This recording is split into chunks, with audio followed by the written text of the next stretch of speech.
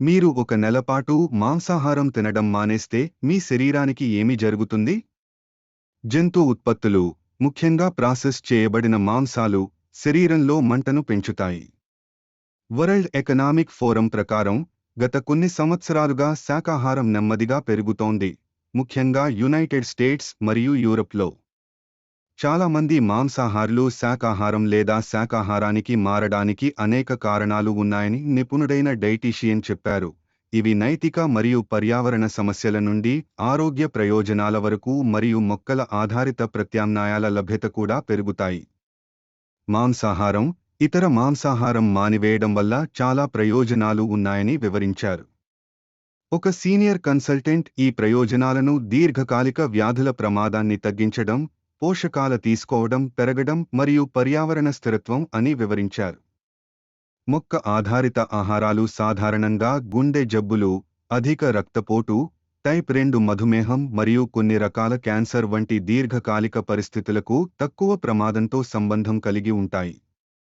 మీ ఆహారంలో వివిధ రకాల మొక్కల ఆధారిత ఆహారాలను చేర్చడం ద్వారా మీరు జంతు ఉత్పత్తులపై ఆధారపడకుండా మీ పోషక అవసరాలను తీర్చగలరని మీరు నిర్ధారించుకోవచ్చు అని వివరించారు. మీరు ఒక నెలపాటు మాంసాహారం తినడం మానేస్తే మీ శరీరంలో వెంటనే కనిపించే 6 మార్పులు ఏమిటి?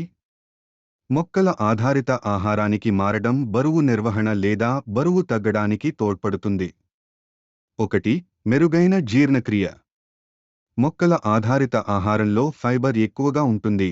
ఇది ఆరోగ్యకరమైన జీర్ణక్రియను ప్రోత్సహిస్తుంది మరియు మలబద్ధకాన్ని నివారిస్తుంది.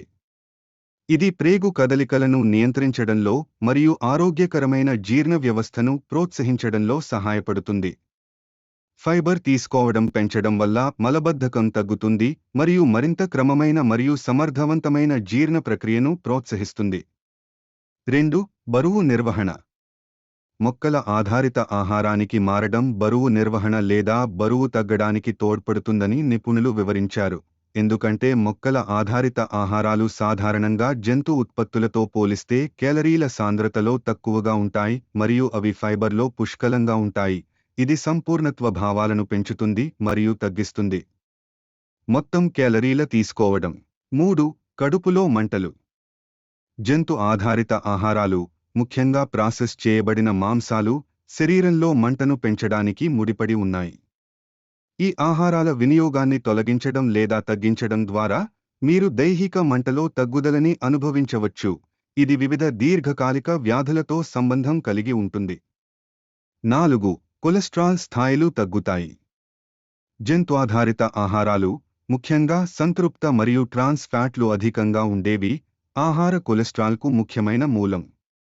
వారి వినియోగాన్ని తొలగించడం లేదా తగ్గించడం ద్వారా రక్త కొలెస్ట్రాల్ స్థాయిలు మెరుగుపడతాయి, హృదయ సంబంధ వ్యాధుల ప్రమాదాన్ని తగ్గిస్తాయి. 5. మెరుగైన యాంటీఆక్సిడెంట్ తీసుకోవడం.